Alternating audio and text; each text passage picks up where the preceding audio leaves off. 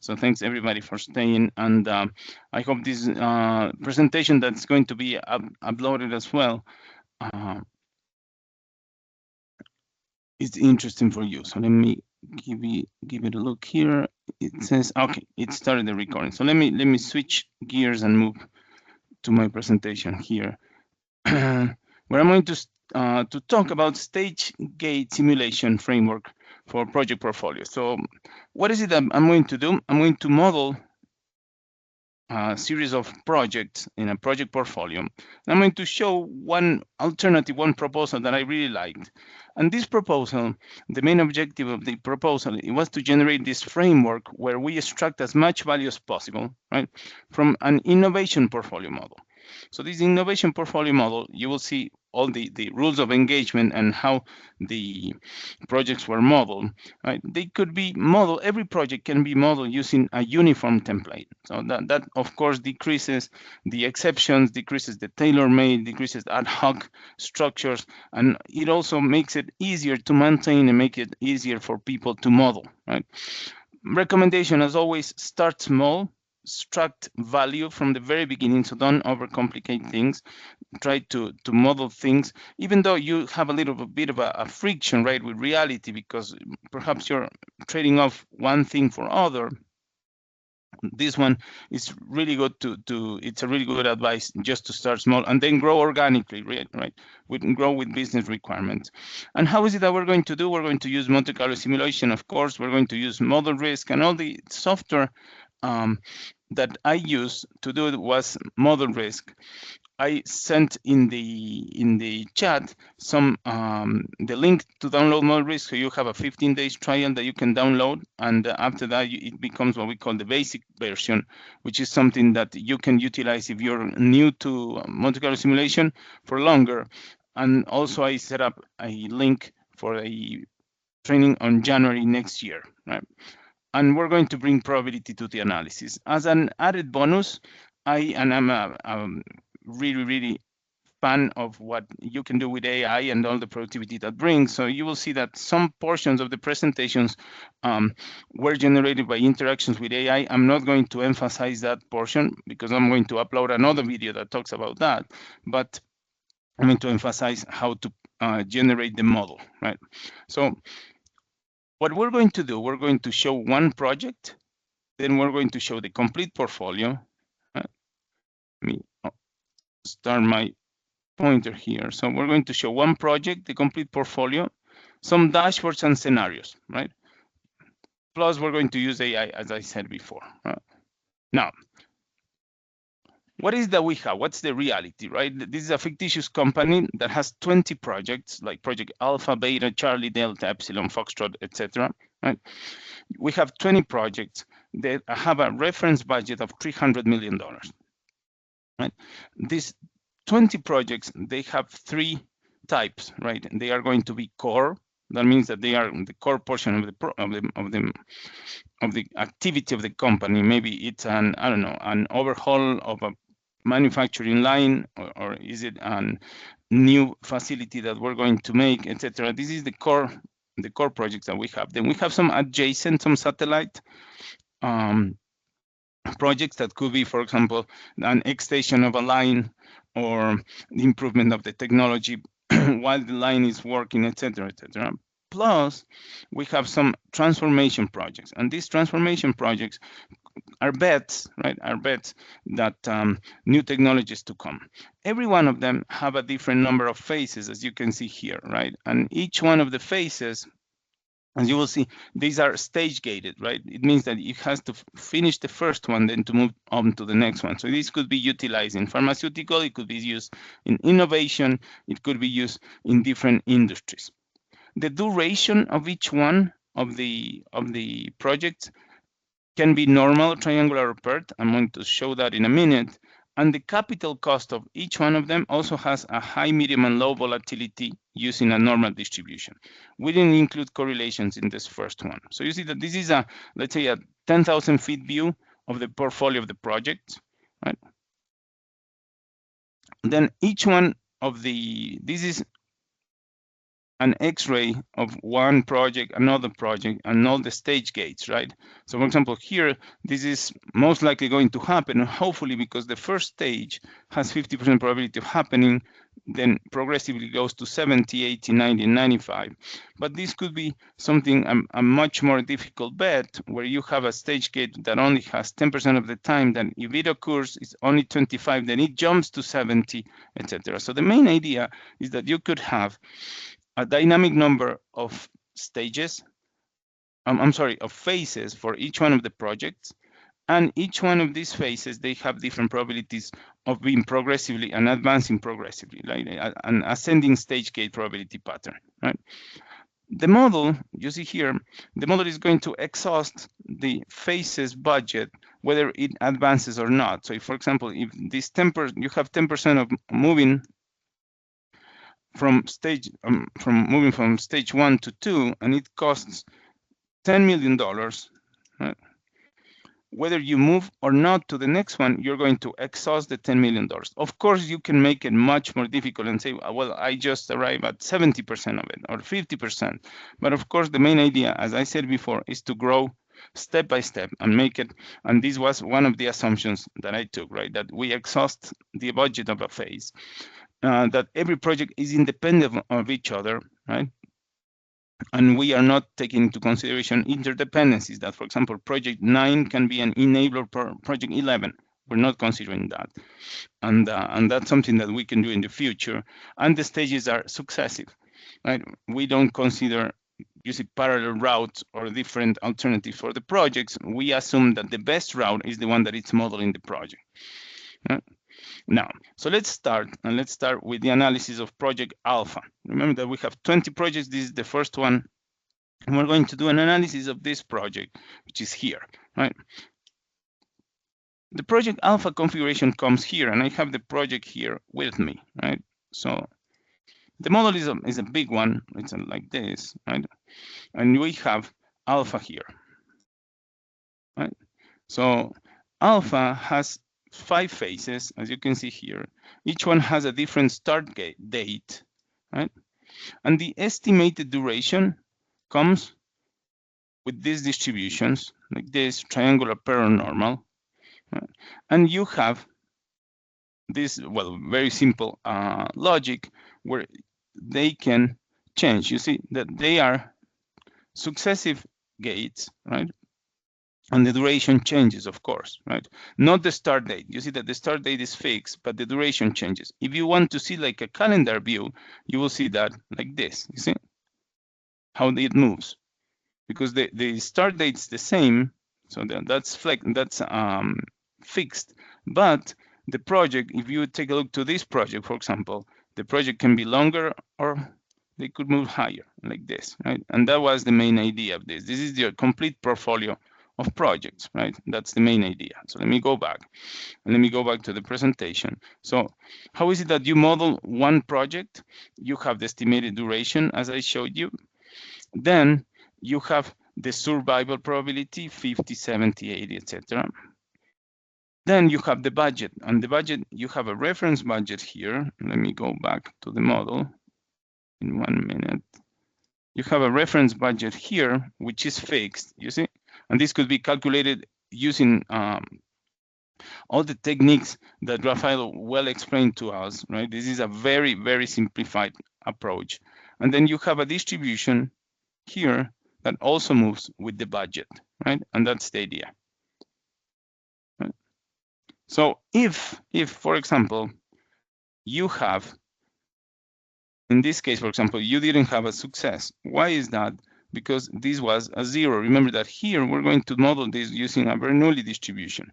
So this Bernoulli distribution is going to tell us if the model succeeds or not, if the phases succeeds or not. So for example, here we have a model in which every phase from 1 to 3, they didn't succeed. That means that even though you had phases 4 and 5 succeeded, as they are successive, that means that even though you spend the 2.45 million for phase number 1, you never made it to phase number 2. So this is the total that you spent, right? In this case, for example, you made it from phase number 1 and 2, so you spent all of this. Here you spend only one, like this. And for certain scenarios, let me see, for example, here, the project was a success. And this was the real expenditure, right?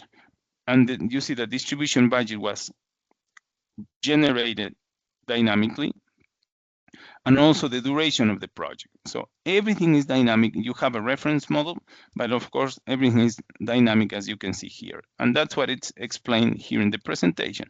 You will have, well, the distributions, as I mentioned before, and you will have one scenario where this probability of success didn't occur. That's why you have a 0. You exhausted the budget, 1.96 million, right? And then you will have scenarios where you have a success, like this, right? Like that. So this is what can happen with the model. Now, when you run the model, you can get things like this, right? And this is like you see a clearly bimodal distribution. You have one mode here, and then you have another mode here, which is normally not very easy to interpret, and you have a reference budget of 11 million. So what is it that you can say about this? You can say, for example, that it could go from 0 to 18 million, right? That's very simple because these are the scope. This is the min and the max of this expenses for project alpha, how much you're going to spend.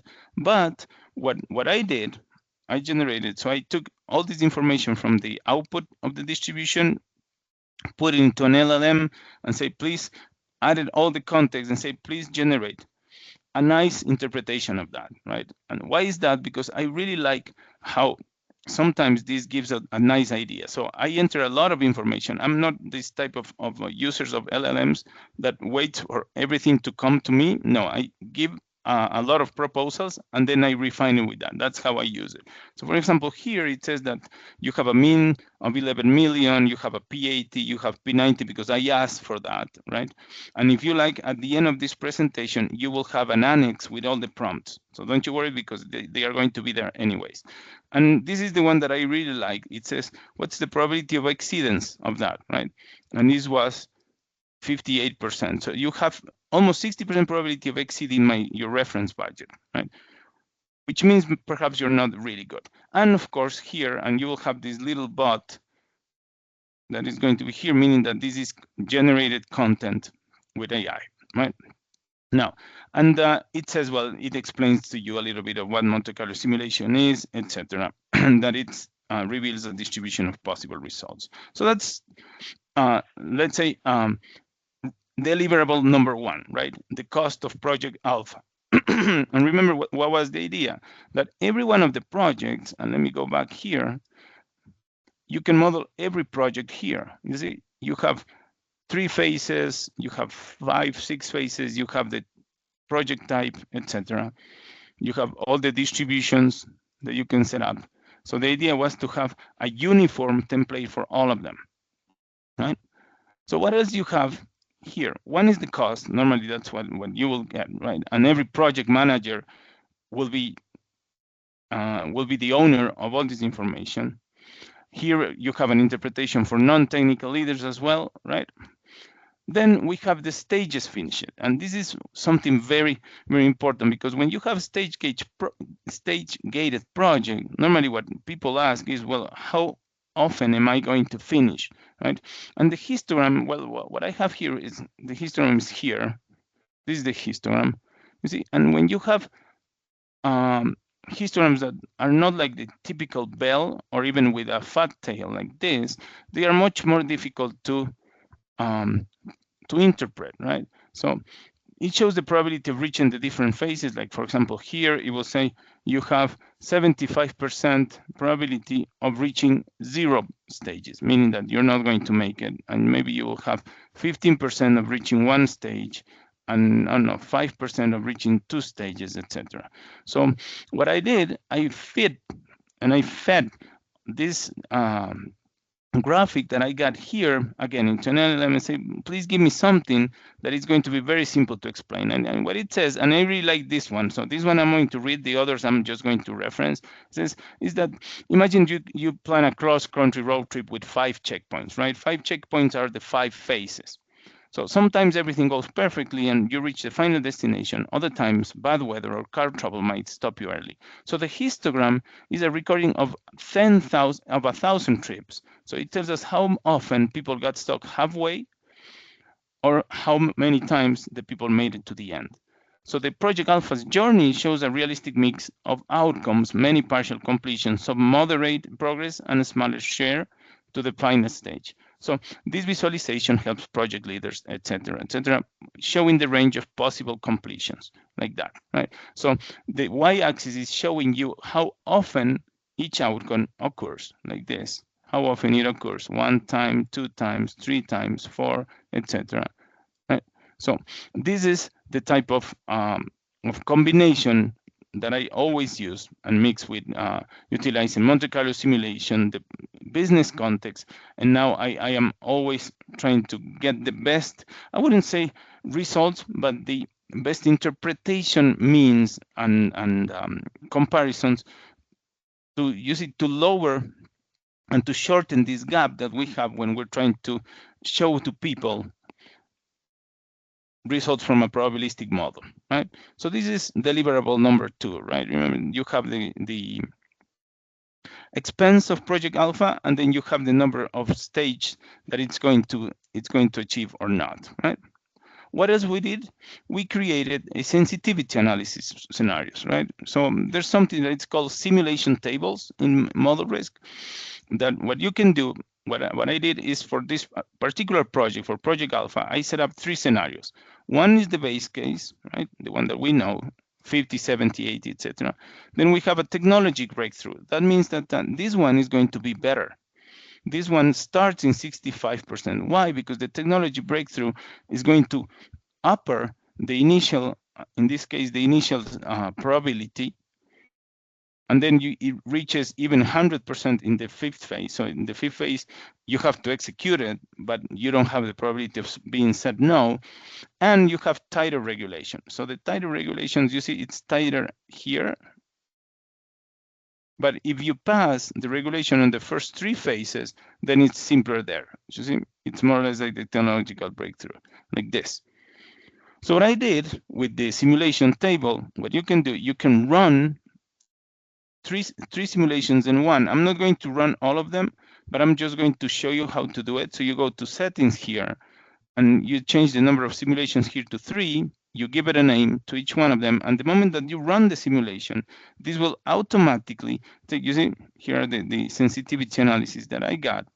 This is going to run the model 3 times, meaning that it will take the same model that you have, but it will modify only these parameters for this particular project and see how it goes. So what's going to happen is that in this case, the cost of Project Alpha, and see what happens. At the beginning, we had 80% probability of spending less than 100, less than, you go here, less than 11 million. I'm sorry, not 100 million, 11 million, right?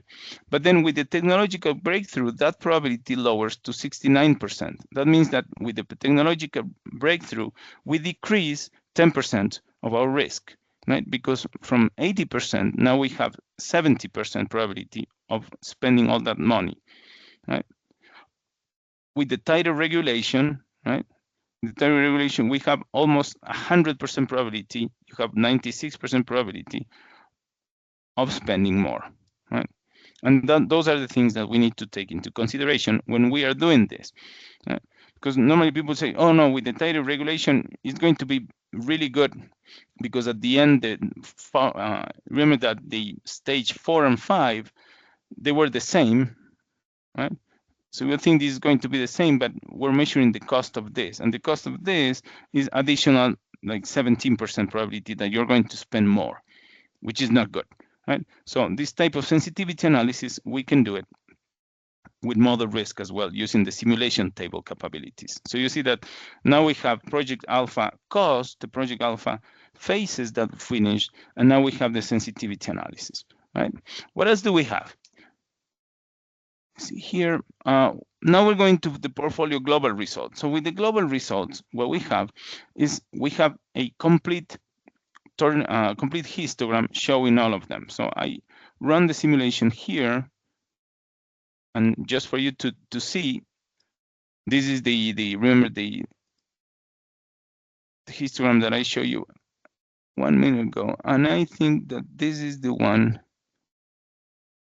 Let me show you here. You can see here I have all the tabs, and I can see, for example, all the projects here, the total expenses, for example. This is the project portfolio that I have. Right? If I like, I can say I want to compare all of them. For example, project alpha with project beta, with project Charlie, project delta, like this. It's not going to be that easy if I overlap all of them. So I can do cumulative curves like this, or if I like, I can change it to box plots like this, so I can see all of them like from above. So there's a lot of graphical capabilities that you will really like in model risk. Now, what we did with the project portfolio results, right? And this, I'm going to go back here, right? Is we're going to first of all build a dashboard to present the results. So what I said is, I said, well, what is it that I need to have in order to generate a dashboard? And I generated a lot of ideas, interacted a lot, and generated this, right? My total number of projects, my average probability of completion, right? What's the probability of completion of my complete portfolio, right? The PAT of my cost, right? The expected overrun, how many projects are at risk, for example, with defining risk with 50% chance of cost overrun, and also this visualization. And what I did, I generated this idea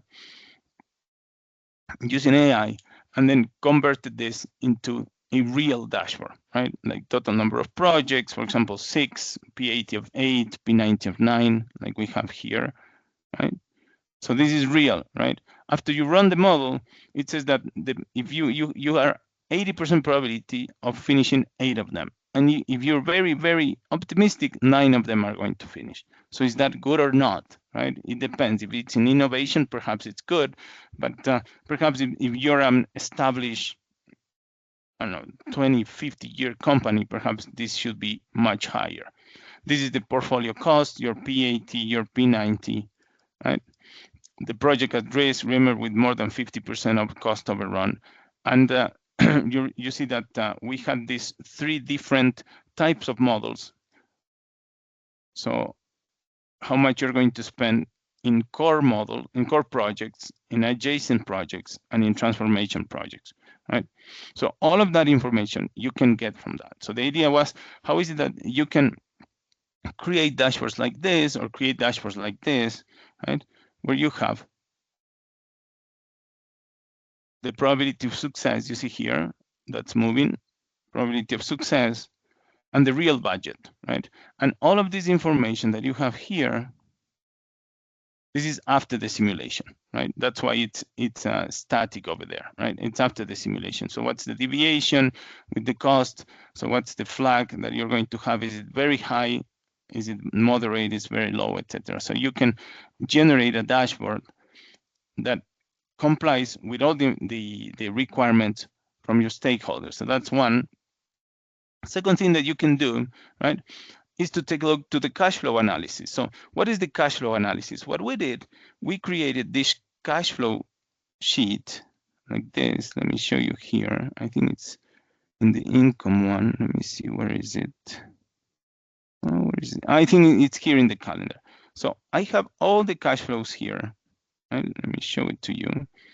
Why is that? Because if the cost of the project, if the phase of the project occurs like this, you see, if the stage occurs, what I have is the cost of the stage, right? And what I did, I used a uniform distribution to say if this is, I don't know, 70 million and it's 10 months, so I'm just going to say 70 divided by 10, right? It's going to be 7 millions each. And I did it for each and every one of the projects, right?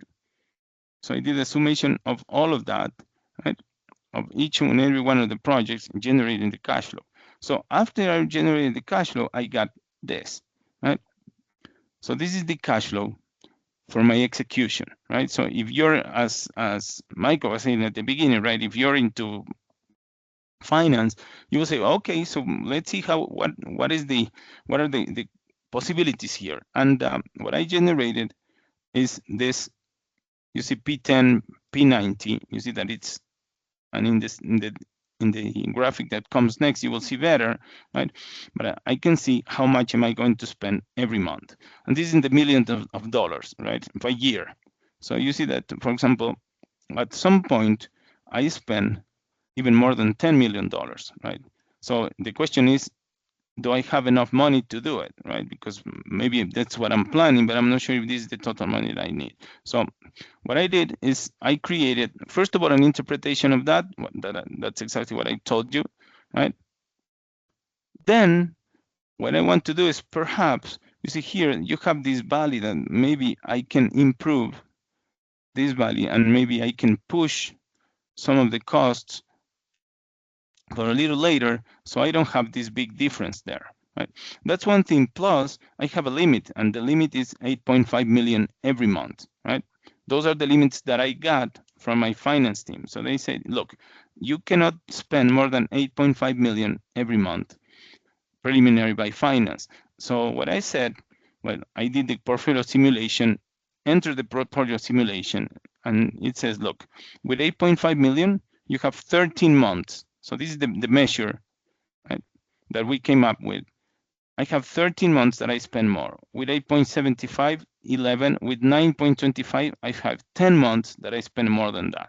So it seems that with 9 million, right, let's say I spend only 10 months, a little bit more than that, right? So maybe I can increase, or maybe I can negotiate the cap. That's one thing. The other is that I tried and we optimized a little bit the cash flows. Why is that? And let me explain this graphic to you. So the orange line is how often am I going to be in the red zone, right? Am I going to spend more?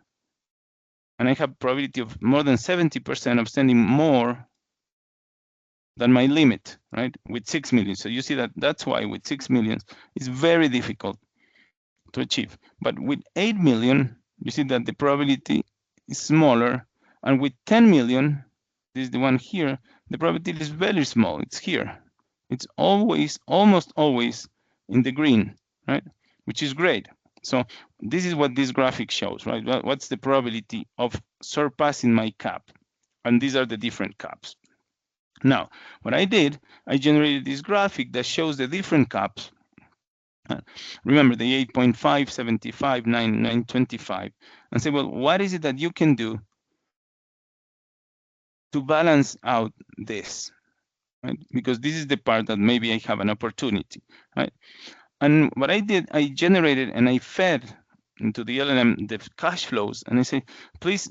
So I did it in reverse, right? I say I fed the cash flow and say, what is the ideal cash flow setup that I should have there?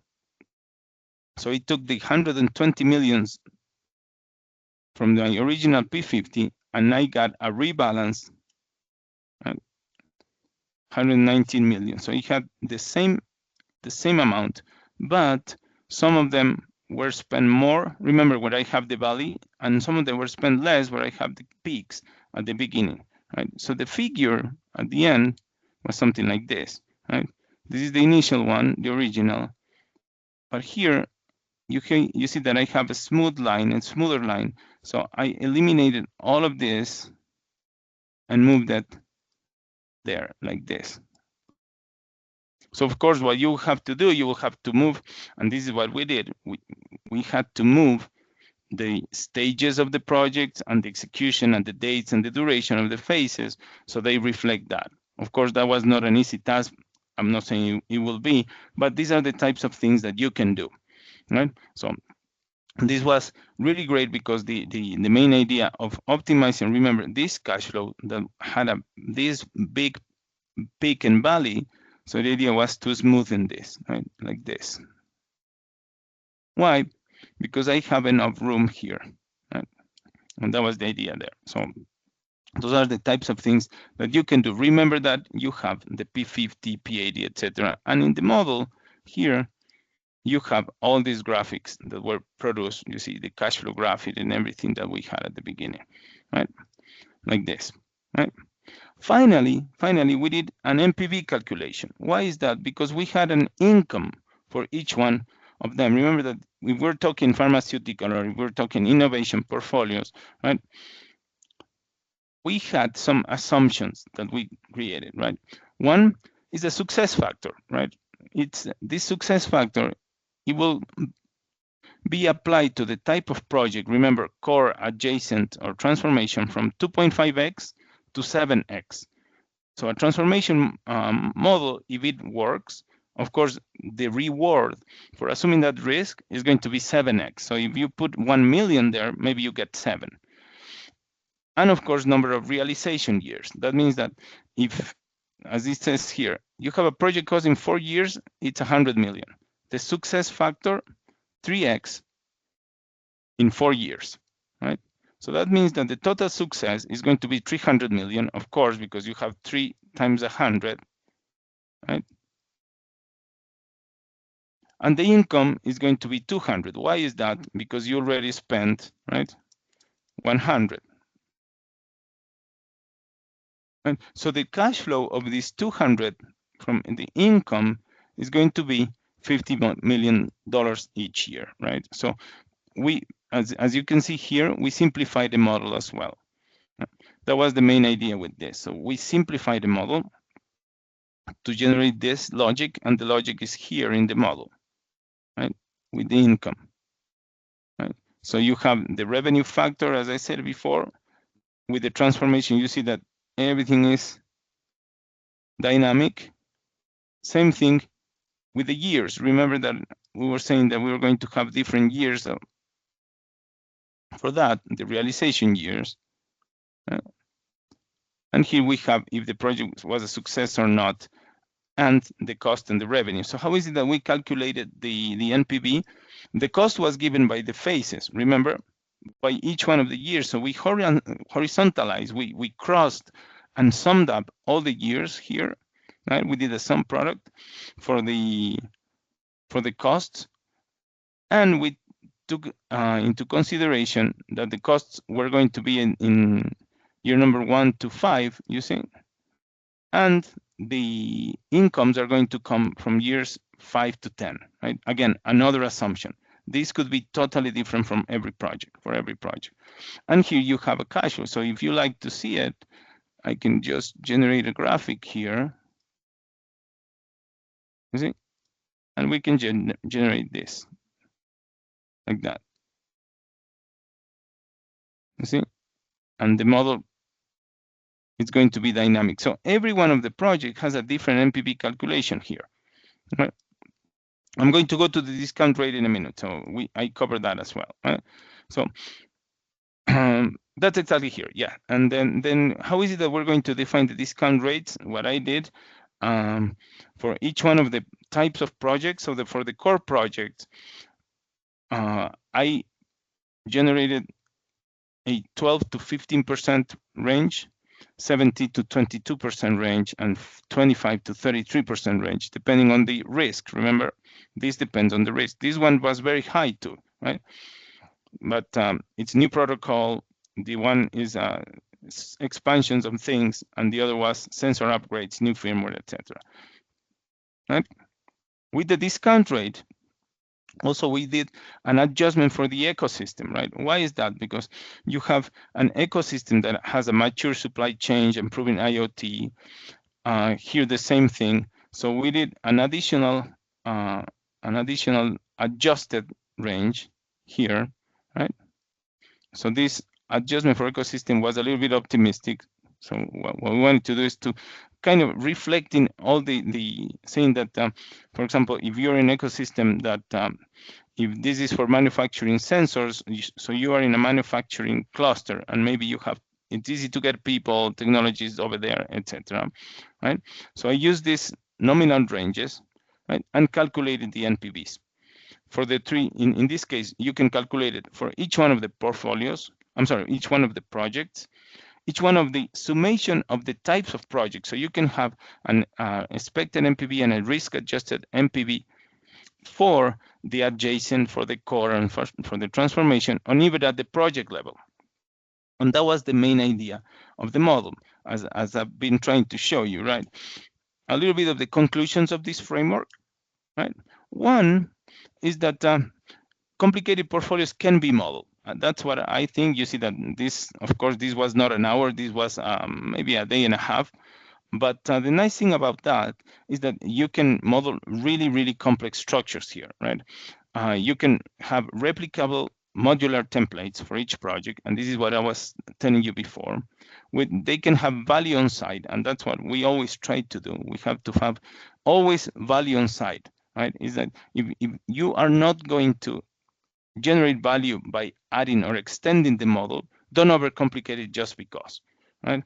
And this happened to me. For example, I was going to overcomplicate it at the very first version, adding workforce planning. And workforce planning is a totally different world, right? It's like, for example, here in the model, I start to say, well, for each one of these phases, for this phase, I need 8 FTEs, 4 junior analysts, I don't know, 3 PMs, 2 admins, 3 staff, etc., logistics, etc., for each one of them. So this could really be big, but the moment that you add it, now that you have all this core, this kernel that it's full of dynamic changes, it's going to be much easier, right? We didn't add correlations, we didn't add interdependencies. You remember, for the NPV calculation model, the years were tight, meaning that from 1 year to 5 was the cost, years 5 to 10 there was the revenue. Of course, that could change for each and every project, but the main idea was to say, well, this could be done. And always the rules of engagement, like for example, exhausting the budget of each one of the phases, even though the phase is accomplished or not, they should be clearly stated at the beginning and model progressively. And then you release another version, and this new version has that, for example, that you can exhaust 50% or 40% of the total budget, and then you have another version with correlations, etc. Most of the time, I think, and this is my personal preference, that sometimes generate a model with this level of complexity sometimes is more than enough, right? For what you want to do, for planning, for this type of decision making. Of course, if this is the model for planning, it's different if this is your model for operation. If this is the model for operation, it will be a totally different model, very detailed, with all the complexities of each one of the phases of each one of the projects.